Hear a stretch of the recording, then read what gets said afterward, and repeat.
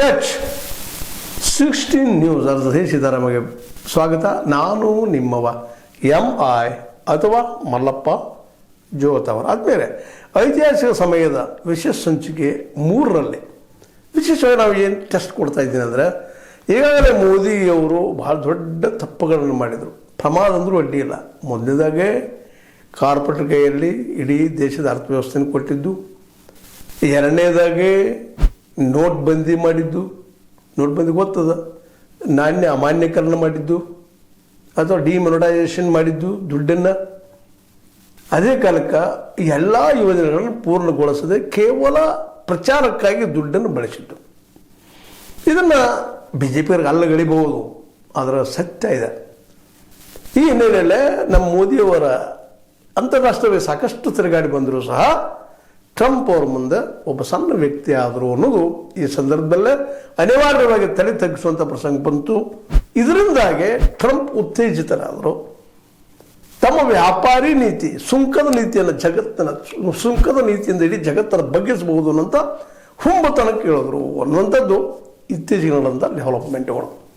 ಯಾಕೆಂದರೆ ಒಂದು ಮಹಾನ್ ದೇಶ ಭಾರತ, ಅದರ ಪ್ರಧಾನಿಯವರು ನನ್ನ ಮುಂದೆ ಇವತ್ತೇನು ಮಾತಾಡ್ತಾ ಇಲ್ಲ ಅಂದಾಗ ಸಹಜವಾಗಿ ಅವರ ಧ್ವನಿ ರಷ್ಯಾದ ವಿರುದ್ಧ, ಚೈನಾದ ವಿರುದ್ಧ, ಯುರೋಪಿಯನ್ ಯೂನಿಯನ್ಗಳ ವಿರುದ್ಧ ಎಲ್ಲರಿಗೂ ಟ್ಯಾಕ್ಸ್ ಟ್ಯಾಕ್ಸ್ ಟ್ಯಾಕ್ಸ್ ಟ್ಯಾಕ್ಸ್ ಸುಂಕದ ಟ್ಯಾರಿಫ್ ವಾರ್ ಮಾಡಿದರು. ಹೀಗಾಗಿ ಇದು ಮಾಡಿದ್ದು ಒಂದು ರೀತಿಯಿಂದ ಭಾರತಕ್ಕೆ ದೊಡ್ಡ ಅನುಕೂಲ ಆಯ್ತು ಇವತ್ತು ಅನ್ನೋದನ್ನು ಮುಂದೆ ಹೇಳ್ತಾನೆ. ಅದು ಈಗ ಮೊದಲಾದ ಮಾಡಿದ ತಪ್ಪುಗಳು ನೋಡಿ. ಭಾರತದ ಹೇಗೆ ಮಾಡಿದರು, ನಾನು ನಿಲ್ಲಿಸಿದ್ದೀನಿ ಅಂತ ಹೇಳಿದರು. ಒಂದು ಇಂಡೈರೆಕ್ಟಾಗಿ ಭಾರತನ ಭಯೋತ್ಪಾದಕ ದೇಶ ಅನ್ನೋಂಥದ್ದು ಬಿಂಬಿಸಿದರು. ಮೋದಿಯವರಿಗೆ ಕೌಡಿ ಕಾಸಿನ ಕಿಮ್ಮತ್ತು ಕೊಡಲಿಲ್ಲ. ಆದರೆ ಮೋದಿಯವ್ರು ಮಾತ್ರ ಮೌನ ವಹಿಸಿದರು. ಅನಿವಾರ್ಯತೆ ಇತ್ತು ರೀ. ಒಬ್ಬ ಶ್ರೀಮಂತನ ಮುಂದೆ, ಒಬ್ಬ ದೊಡ್ಡ ಶ್ರೀಮಂತ ಮುಂದೆ ಒಬ್ಬ ಬಡವ ಪಾಪ ಏನು ಮಾಡ್ಲಿಕ್ಕೆ ಸಾಧ್ಯ ಅಂಥ ಪರಿಸ್ಥಿತಿ. ಹೀಗಾಗಿ ಮೋದಿಯವರು ತಾವು ಮಾಡಿದ ತಪ್ಪುಗಳಿಂದ ಯಾವುದೋ ಕಾರಣಕ್ಕಾಗಿ ತಲೆ ತೆಗೆಸುವಂಥದ್ದು ಬಂತು. ಇದು ತಪ್ಪಂತ ಹೇಳೋಕ್ಕತ್ತಿಲ್ಲ. ಯಾಕಪ್ಪ ಅಂದರೆ ಸಹಜದ ಒಂದು ನಿರ್ಣಯ ತೆಗೆದುಕೊಳ್ಳೋ ಮುಂದೆ ಒಂದು ದೇಶದ ಪ್ರಧಾನಿಯಾಗಿ ಏನು ತೊಗೊಳ್ಬೇಕು ಅನ್ನುವಂಥದ್ದು. ಯಾಕಂದರೆ ಕಾರ್ಪೊರೇಟ್ ಕೈ ಕೊಟ್ಟಾಗ ಕಾರ್ಪೊರೇಟ್ ತಾವು ಬೆಳೀತಾರೆ ರೀ. ಅವ್ರು ನಮ್ಮನ್ನ ಯಾಕೆ ಬೆಳೆಸ್ತಾರೆ, ಜನಸಾಮಾನ್ಯರು ಯಾಕೆ ಬೆಳೆಸ್ತಾರೆ? ನಮಗಾಗಿದ್ದವರಲ್ಲ, ಅವ್ರು ಗಂಟು ಮಾಡೋದಕ್ಕಾಗಿದ್ದವರು. ಇದನ್ನು ಮನಮೋಹನ್ ಸಿಂಗ್ ತಿಳ್ಕೊಬೇಕಾಗಿ ತಪ್ಪು ಮಾಡಿದ್ರು. ಓಪನ್ ಮಾರ್ಕೆಟ್ ಮಾಡಿ ಇಡೀ ದೇಶನ ಮತ್ತೊಂದು ದುರಂತಕ್ಕೆ ತಳ್ಳಿದ್ರು. ಅದನ್ನಂತ ನೋಡೋಣ. ಈಗ ಟ್ರಂಪ್ನ ಬಗ್ಗೆ ಅಷ್ಟೇ ಮಾತಾಡುವಂಥದ್ದು. ಈ ಟ್ರಂಪ್ ಭಾರತ ಬಗ್ಗೆ ಅದಂದ ತಕ್ಷಣ ಚೀನಾನು ಬಗ್ತದ, ರಷ್ಯಾನು ಬಗ್ತದ, ಆಸ್ಟ್ರೇಲಿಯಾನು ಬಗ್ತದ, ಎಲ್ಲ ದೇಶಗಳು ಬಗ್ತಾವ, ಇರಾನು ಬಗ್ತದ.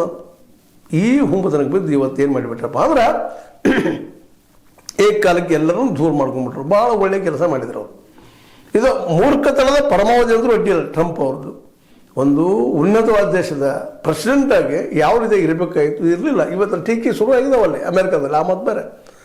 ಆದರೆ ತಪ್ಪುಗಳ ಮೇಲೆ ತಪ್ಪುಗಳು, ಅಪರಾಧಗಳ ಮೇಲೆ ಅಪರಾಧ ಆಗಿದ್ದಕ್ಕಾಗಿ ಇವತ್ತು ನಿಧಾನಕ್ಕೆ ಉಳಿದ ಎಲ್ಲ ದೇಶಗಳು ಜಾಗೃತ ಆಗಿದ್ದಾವೆ. ಇವತ್ತು ಚೈನಾನು ಜಾಗೃತ ಆಗಿದೆ. ಮೂಲತಃ ಚೈನಾ ಜಾಗೃತನ ಅದ. ಒಂದೇ ವಿಷಯಕ್ಕೆ ಟೀಕೆ ಮಾಡುವಂಥದ್ದು ಏನಪ್ಪ ಅಂದ್ರೆ, ಅಲ್ಲಿ ಕಮ್ಯುನಿಸಮ್ ಇಲ್ಲ, ಸರ್ವಾಧಿಕಾರದ. ಆದರೆ ಸರ್ವಾಧಿಕಾರಿಗಳು ಎಲ್ಲರಿಗೂ ಉದ್ಯೋಗ ಕೊಟ್ಟಿದ್ದಾರೆ, ಆರ್ಥಿಕ ಬಲಿಷ್ಠ ಮಾಡಿದ್ದಾರೆ ಅನ್ನೋದು ಅಷ್ಟೇ ಸತ್ಯದ. ಯಾಕೆಂದ್ರೆ ಅಲ್ಲಿ MSMEಗಳಿಗೆ, ಸಣ್ಣ ಉದ್ಯೋಗಗಳಿಗೆ ಎಲ್ಲ ಅನುಕೂಲ ಮಾಡಿಕೊಟ್ಟ ಇವತ್ತು ಆರ್ಥಿಕ ಬಲಿಷ್ಠ ದೇಶ ಮಾಡಿದ್ದಾರೆ. 20 ಟ್ರಿಲಿಯನ್ ಡಾಲರ್ಗಳಷ್ಟು ದುಡ್ಡನ್ನು ಗಳಿಸ್ತದ ಪ್ರತಿ ವರ್ಷ ಅದು. ಹೀಗಾಗಿ ಇವತ್ತು ಅಮೆರಿಕ ಜೊತೆ ನಾನು ರೆಡಿ ಅಂತ ಹೇಳ್ತಾ ಇದ್ದಾರೆ. ಅದೇ ಕಾಲಕ್ಕೆ ಸಹಜವಾಗಿ ನೈಸರ್ಗಿಕವಾಗಿ ಶ್ರೀಮಂತವಾದ ರಷ್ಯಾನೂ ಸಹ ಇವತ್ತು ಯುಕ್ರೇನ್ ಜೊತೆ ಯುದ್ಧ ಮಾಡಿಬಿಟ್ಟು ಸೋತಿರ್ಬೋದು. ಆದರೂ ಸಹ ತಲೆ ತಗ್ಗಿಸುವಂಥದ್ದಲ್ಲ. ಈವನ್ ಕೆನಡಾ ಸಹಿತ ನಮ್ಮ US ತಲೆ ತಗ್ಗಿಸಲಿಲ್ಲ. ಯಾಕೆಂದ್ರೆ ಸ್ವಾಭಿಮಾನ ನಮ್ಮ ದೇಶ ಮುಖ್ಯ ಅಂತೇಳಿ. ಇಲ್ಲಿ ನಮ್ಮ ಭಾರತದ ಪರಿಸ್ಥಿತಿ ಆಗಿರಲಿಲ್ಲ. ಆರ್ಥಿಕವಾಗಿ ಪಾಪ ವೀಕ್ ಆದಂಥ ನಮ್ಮ ದೇಶ ಅನಿವಾರ್ಯವಾಗಿ ಮೋದಿಯವರು ಮೌನ ಆದರು, ಅದೇನೂ ಇರಲಿ. ಈ ಒಂದು ಹುಂಬತನದಿಂದ ಇವತ್ತೇನು ಮಾಡಿದ್ರಪ್ಪ ಅಂದ್ರೆ, ಏಕಕಾಲಕ್ಕೆ ಇರಾನ್ ಮೇಲೆ ದಾಳಿ ಮಾಡಲಿಕ್ಕೆ ಕೊಟ್ಟರು. ಈಗ ಹೊರಟಿದ್ದಾರೆ ಇರಾನ್ ಮೇಲೆ ದಾಳಿ.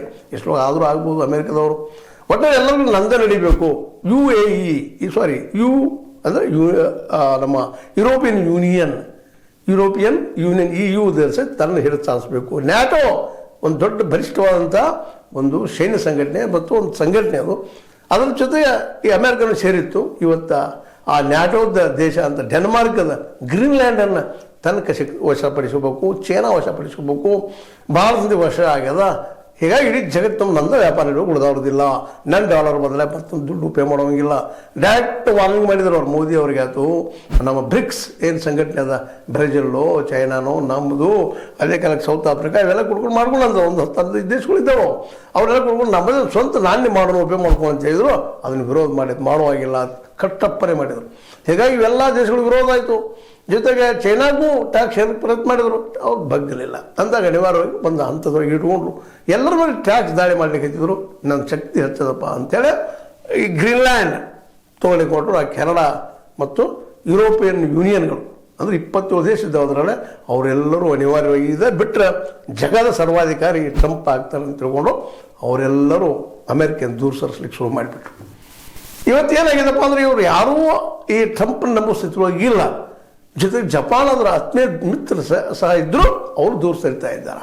ಚೈನಾ ಅಂತೂ ರೆಡಿ ಆಗ್ಯದ, ನಾ ಯುದ್ಧಕ್ಕೆ ರೆಡಿಪ್ಪ ಅಂತ. ಇರಾನ್ ಮೇಲೆ ದಾಳಿ ಮಾಡಲಿಕ್ಕೆ ಹೊಟ್ಟಿದ್ದಾರೆ ಟ್ರಂಪ್ ಅವರು. ಅದು ಪಡ್ಕೋಬೇಕು, ಅಲ್ಲೂ ಆಯಿಲ್ ಇದೆ, ಉಪಯೋಗ ಮಾಡ್ಕೋಬೇಕು ಅಂತೇಳಿ. ಮತ್ತು ಈಗ ಅಲ್ಲಿ ವೆನೆಜುಲಾದ ಒಬ್ಬ ಅಧ್ಯಕ್ಷನ ಹಾರಿಸಿ ತೊಗೊಂಬಂದ್ರು ಪಾಪ ಮಿಡ್ ನೈಟ್ದೊಳಗೆ. ಅತ್ಯಂತ ನೋವಿನ ಘಟನೆ. ಅತ್ಯಂತ ಒಬ್ಬ ಡಿಕ್ಟೇಟರ್, ಅವ್ರ ದೇಶದಾಗ ಡಿಕ್ಟೇಟರ್ ಇರಲಿ, ಅವ್ರು ಜನ ಒಪ್ಪಿದ್ದಾರೆ. ಇವ್ರು ಯಾರು, ಹೂ ಇಸ್ ದಿಸ್ ಪರ್ಸನ್? ವೆನೆಜುಲಾಗೆ ಹೋಗಿ ಪಾಪ ಅವರ ಗಂಡ ಹೆಂಡತಿ ಮರೆಯ ಸಂದರ್ಭದಲ್ಲಿ ತೆಗೆದುಕೊಂಡು ಬರ್ತಾರಪ್ಪ ಅಂದ್ರೆ ಎಷ್ಟು ನಿಕೃಷ್ಟ, ಎಷ್ಟು ಕನಿಷ್ಠ ಭಾವನೆ ಇರ್ಬೋದು ನಮ್ಮ ಟ್ರಂಪ್ ಅವರಲ್ಲೇ. ನಾ ಯಾಕೆ ಮಾತ್ರ ಹೇಳ್ತಾ ಇದ್ದೀನಪ್ಪ ಅಂತಂದ್ರೆ ಟ್ರಂಪ್ ಈ ರೀತಿ ಒಂದು ಭರಾಟೆ ಆಗೋದಕ್ಕೆ, ಅವ್ರ ಮತ್ತೆ ತನ್ನ ಮೊದಲು ಅತಿ ವಿಶ್ವಾಸ ಆಗೋದಕ್ಕೆ ಇವತ್ತಿನ ದುರಂತ ಕಾರಣ. ಹೀಗಾಗಿ ಇವತ್ತು ಇಡೀ ವಿಶ್ವ ಇವರು ನಂಬೋ ಸ್ಥಿತಿಯೊಳಗಿಲ್ಲ, ದೂರ ಸರಿಸ್ತಾ ಇದ್ದಾರೆ, ಅನಾಥ ಆಗ್ತಾ ಇದ್ದಾರೆ. ಇದು ಗೊತ್ತಾಗಲಿಕ್ಕತ್ತದ ಟ್ರಂಪ್ ಅವ್ರಿಗೆ ಇವತ್ತು. ಯಾಕಂದ್ರೆ ನ್ಯಾಟೋ ಏನು ಸೈನ್ಯ ಇತ್ತು ಅವ್ರು ದೂರ ಸರಿಸಿದ್ರು, ಅಮೆರಿಕ ಬೇಕಾಗಿಲ್ಲಪ್ಪ ಅಂತೇಳಿ. ನ್ಯಾಟೋ ಸೈನ್ಯವನ್ನು ಇವತ್ತು ಗ್ರೀನ್ಲ್ಯಾಂಡ್ ಉಳಿಸೋ ಸಲುವಾಗಿ ಇವೆಲ್ಲ 27 ದೇಶಗಳೆಲ್ಲ ಕೂಡ್ಕೊಂಡು ತಮ್ಮ ಸೈನ್ಯವನ್ನು ಇಟ್ಟಿದ್ದಾರೆ ಇವತ್ತು. ಹೀಗಾಗಿ ಯುರೋಪಿಯನ್ ಯೂನಿಯನ್ಗೂ ಇವತ್ತು ಅನಿವಾರ್ಯ ಆಗ್ಯದ ಇವ್ರು ಜೋಡಿಸಿದ ಬೇಡಪ್ಪ ಅಂತೆ. ಹಾಗಂತೆ ಚೈನಾನ ಬೆಳೆಸೋ ಮನಸ್ಸು ಇಲ್ಲ ಅವ್ರಿಗೆ. ಯಾಕಂದ್ರೆ ಚೈನಾ ಡಿಕ್ಟೇಟರ್ ದೇಶ, ಇಂದಿನ ನಾಳೆ ತನ್ನ ಸಮ ಬಿಡುವೇ ಇಲ್ಲ ಅವರು. ಇನ್ನೊಬ್ಬ ಡಿಕ್ಟೇಟರ್ ತಯಾರು ಬೆಳೆದಂಗೆ ಆಗ್ತದೆ. ಅವ್ರು ಏನು ಮಾಡಬೇಕು? ಇಂಥ ಸಂದರ್ಭದಲ್ಲಿ ಅವ್ರಿಗೆ ಅನಿವಾರ್ಯವಾಗಿ ಜನಸಂಖ್ಯೆ ಹೆಚ್ಚಿದ್ದಂಥ ಬೃಹತ್ ಭಾರತ ನೆನಪಾಗೆ ಭಾರತ ಜೊತೆ ನಾವು ಸಂಬಂಧ ಮಾಡಿಕೊಂಡು ಒಳ್ಳೆಯದು ಅಂತೇಳಿ ಯುರೋಪಿಯನ್ ಯೂನಿಯನ್ಗೆ ಬಂದದ, ರಷ್ಯಾಕ್ಕೂ ಬಂದದ, ಚೈನಾಕ್ಕೂ ಬಂದದ. ಎಲ್ಲರೂ ಇವತ್ತು ಭಾರತ ಜೊತೆ ದೋಸ್ತಿ ಮಾಡ್ಕೊಂಡು ಮುಂದೆ ಬರ್ತಾ ಇದ್ದಾರೆ. ಆದರೆ ಏನಾದರೂ ಮಾಡಿ ಒಟ್ಟು ಈ ಒಂದು ಏನಪ್ಪ ಅಂತಂದ್ರೆ ಅಮೇರಿಕನ್ ದೂರ ಇಡಬೇಕಪ್ಪ, US ದೂರ ಇಡಬೇಕು ಅಂತೇಳಿ ಈ ಕಾರಣಕ್ಕಾಗಿ ಇವತ್ತು ಒಳ್ಳೆಯ ಸಮಯ ಭಾರತಕ್ಕೆ ಬಂದುಬಿಟ್ಬಿಟ್ಟದ. ಈ ಒಳ್ಳೆಯ ಸಮಯವನ್ನು ನಾವು ಯಾವ ರೀತಿ ನೋಡ್ಕೋಬೇಕು ಅನ್ನೋದು ಇವತ್ತು ಮೋದಿಯವ್ರ ಮುಂದಿರುವಂಥ ಒಂದು ದೊಡ್ಡ ಸವಾಲು. ಯಾಕೆಂದರೆ ಮೌನ ಆಗಿದ್ರು, ಯಾವುದೋ ಕಾರಣಕ್ಕೆ ಮೌನ ಆದರು, ಆ ಮೌನ ಆಗಿದ್ದು ಒಳ್ಳೇದಾಯ್ತು ಇವತ್ತು. ಅದಕ್ಕೆ ಹೇಳ್ತಾರಲ್ಲ, ಏನಾಗೋದಿಲ್ಲ ಒಳ್ಳೇದಕ್ಕೆ ಆಗ್ತದಪ್ಪ ಅಂತೇಳಿ. ಇವತ್ತೊಂದು ಬೆಸ್ಟ್ ಸಮಯ ನಮ್ಮ ಮೋದಿಯವ್ರ ಮುಂದೆ ಬಂದದ್ದು. ಇಲ್ಲ, ಅದನ್ನು ನೆಕ್ಸ್ಟ್ ಇಶ್ಯೂದಲ್ಲಿ ಚರ್ಚೆ ಮಾಡೋಣ. ಅದಕ್ಕೆ ಪೂರ್ವದಲ್ಲಿಲ್ಲ ಈ ರೀತಿಯಾಗಿ ವಿಶ್ವದ ಮುಂದೆ ರಷ್ಯಾ ಅಂತೂ ಪೂರ್ಣ ವಿರೋಧ ಆಗಿದೆ. ಉಕ್ರೇನ್ ನಾ ಹೇಳ್ದಂಗೆ ಕೇಳಬೇಕಂತೇಳಿ ಯುಕ್ರೇನನ್ನು ನಾವು ಉಪಯೋಗ ಮಾಡ್ಕೋಬೇಕು ಅಂತ ನಮ್ಮ ಟ್ರಂಪ್ ಅವರು. ಅದೇ ಕಾಲಕ್ಕೆ ಯುರೋಪಿಯನ್ ಯೂನಿಯನ್ದವರು ಇಲ್ಲ ಯುಕ್ರೇನ್ ನಮ್ಮ ಜೊತೆಗಿರಲಿ ಅನ್ನುವಂಥದ್ದು ಅವರು ತಿಕ್ಕಾದಿಂದಾಗೆ ಇವತ್ತು ಅಮೆರಿಕವನ್ನು ಎಲ್ಲರೂ ದೂರ ಸರಿಸಿದ್ದಾರೆ. ಹಾಗಂತ ಚೈನಾ ಕಡೆ ಹೊರಟಿಲ್ಲ ಯುರೋಪಿಯನ್ ಯೂನಿಯನ್, ಅವ್ರನ್ನೊಂದು ಬದಿಗೆ ಇಟ್ಕೊಂಡ್ರ ವ್ಯಾಪಾರಕ್ಕಾಗಿ ಇರಲಿ ನಮಗಂತೇಳಿ. ಆದರೆ ಅವ್ರಿಗೆ ಬೇಕಾಗಿದ್ದು ಈ ಒಂದು ಮೃದು ಸ್ವಭಾವದ.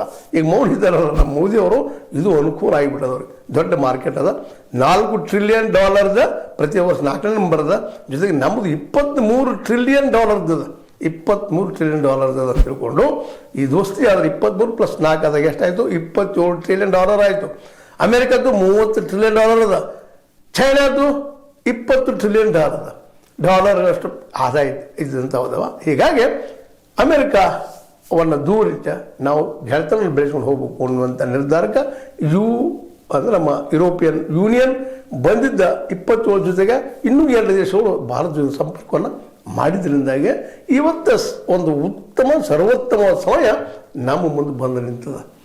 ಆ ದಿಶೆಯಲ್ಲಿ ಮೋದಿಯವರು ಇಟ್ಟಂಥ ಹೆಜ್ಜೆನೂ ಸಮರ್ಪಕ ಆಗ್ಯದ.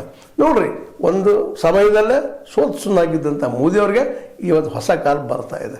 ಈ ಸಂದರ್ಭದಲ್ಲಿ ಏನೇನು ಮಾಡಬೇಕು, ಇದನ್ನು ಸದುಪಯೋಗ ಹೇಗೆ ಮಾಡ್ಕೋಬೇಕು ಅನ್ನೋದು ಸಹಿತ ಅಷ್ಟೇ ಇಂಪಾರ್ಟೆಂಟ್ ಅದ. ಆ ದಿಶೆಯಲ್ಲಿ ನಮ್ಗೆ ಅನಿಸಿದ ಕೆಲವು ಮಾತುಗಳನ್ನ ಮುಂದಿನ ಎಪಿಸೋಡಲ್ಲಿ ಹೇಳ್ತಾ ಇದ್ದೀವಿ, ಚರ್ಚೆ ಮಾಡ್ತಾ ಇದ್ದೀವಿ ಅಂತ ಹೇಳ್ತಾ, ಇದು ಏಕಾಂಗಿಯಾದ ಟ್ರಂಪ್ ಅಲ್ಲಿಂದಾಗಿ ನಮಗೆ ಒಂದಿಷ್ಟು ಸ್ವತಂತ್ರ ಸಿಕ್ಕಂಗಾಗ್ಯದ. ನಾವು ಇದನ್ನು ಜಂಪ್ ಆಗ್ಬೇಕಾಗ್ಯದ. ಆದ್ರೆ ವಿಶ್ವದ ಮುಂದೆ ಇವತ್ತು ಒಬ್ಬ ಆ್ಯಂಟಿ ಹೀರೋ ಆಗಿ, ವಿಲನ್ ಆಗಿ ಇವತ್ತು ಟ್ರಂಪ್ ಕಾಣ್ತಾ ಇರೋದು. ಅವರಿಂದ ದೂರ ಸರಿಬೇಕಂತೇಳಿ ಯುರೋಪಿಯನ್ ಯೂನಿಯನ್, ಚೈನಾ, ಅದೇ ಕಾಲಕ್ಕೆ ಯುರೋಪಿಯನ್ ಯೂನಿಯನ್ ನಿಮ್ಗೆ ಗೊತ್ತದ, ಫ್ರಾನ್ಸ್ ಬರ್ತದೆ, ಜರ್ಮನಿ ಬರ್ತದೆ, ಹಾಲೆಂಡ್ ಬರ್ತದೆ, ಪೋಲೆಂಡ್ ಬರ್ತದೆ, ಅನೇಕ ದೇಶಗಳು ಬರ್ತಾವೆ, 27 ದೇಶಗಳು ಬರ್ತಾವೆ. ಚೆಕೋಸ್ಲೋವಾಕಿಯಾ, ಯುಗೋಸ್ಲೋವಾಕಿಯಾ, ಏನೇನು ಸಾಕಷ್ಟು ದೇಶಗಳಿದ್ದಾವೆ. ಅವರು ಜೊತೆಗೆ ನಮ್ಮ ಭಾರತ, ಅದರ ಜೊತೆಗೆ ನಾವು ಸಂಪರ್ಕ ಇಟ್ಕೋಬೇಕು ಅನ್ನೋಂಥ ವಿಶೇಷ ಹಂತಕ್ಕೆ ಈ ಚೈನಾದು ಬಂದಿದ್ದರಿಂದಾಗೆ ಇವತ್ತು ನಮ್ಮ ಈ ವಿಲನ್ ಟ್ರಂಪ್ ಅವರು ಜಗದ ಮುಂದೆ ವಿಲನ್ ಆಗಿದ್ದಾರೆ. ನಮ್ಮನ್ನು ಸಾಕಷ್ಟು ಕಾಡಿದ್ರು ಅನ್ನೋದು ಅಷ್ಟು ಸತ್ಯದ. ಮೋದಿಯವ್ರಿಗೆ ಎಷ್ಟೋ ನೋವಾಗಿದ್ರು ಅದನ್ನು ಸರ್ ಮಾಡಿದ್ದು ನಿಜವಾಗಿ ಒಂದು ಅವ್ರಿಗೆ ನಾವು ಥ್ಯಾಂಕ್ಸ್ ಹೇಳಬೇಕಾಗಿದೆ. ಯಾಕೆಂದರೆ ಒಂದು ಮಾತು ಅದೇ ಹೇಳ್ತಾರೆ ಮೌನ ಭಾಳ ಶ್ರೇಷ್ಠ. ಯಾಕಂದ್ರೆ ಆಡದೆ ಮಾಡುವನು ರೂಢಿಯೊಳಗೆ ಉತ್ತಮನು. ಏನು ನೋಡಿ ಅಂತ ಅದ್ಭುತವಾದ ಸರದಿ ಮಾತು ಹೇಳಿದ್ದಾನೆ. ಇದನ್ನು ಇವತ್ತು ಮಾತಾಡಲಾರದು ಯಾವುದೋ ಕಾರಣಕ್ಕೂ ಮಾತಾಡೋದೇ ಇಲ್ಲ ನಾವು. ನಮಗೂ ಗೊತ್ತದ ಇಲ್ಲ ಬಗ್ಗೆ ಕಾರಣಕ್ಕಂತೆ ಬಡವ ಶ್ರೀಮಂತರ ಮುಂದೆ ಏನು ಮಾತಾಡಲಿಕ್ಕೆ ಸಾಧ್ಯ ಇಲ್ಲ ಅಂತೇಳಿ ಮೌನ ಆಗಿದ್ರು. ಇವತ್ತು ಆ ಮೌನ ಲಾಭ ಆಗ್ತಾ ಇದೆ. ಅದನ್ನ ಏನು ಲಾಭ ಆಗ್ತದೆ ಮತ್ತು ನಾವು ಹೆಂಗೆ ಉಪಯೋಗ ಮಾಡ್ಬೇಕು ಅನ್ನೋದನ್ನು ಮುಂದಿನ ಇಶ್ಯೂದಲ್ಲೇ, ಅಂದರೆ 4ನೇ ಇಶ್ಯೂದಲ್ಲೇ ಐತಿಹಾಸಿಕ ಸಮಯ ವಿಶೇಷ ಸಂಚಿಕೆ 4ರಲ್ಲಿ ಚರ್ಚೆ ಮಾಡೋಣ ಅಂತ ಹೇಳ್ತಾ, ಇದು ನಿಮಗೆ ಲೈಕ್ ಆಗಿರ್ಬೋದು. ಲೈಕ್ ಮಾಡಿ, ಶೇರ್ ಮಾಡಿ, ಕಮೆಂಟ್ ಮಾಡಿ, ಜೊತೆ ಸಬ್ಸ್ಕ್ರೈಬ್ ಮಾಡಿ. X16 ನ್ಯೂಸ್ ಅಂತ ತಿಳಿಸಿದ್ದಾರೆ. ವಂದನೆಗಳು.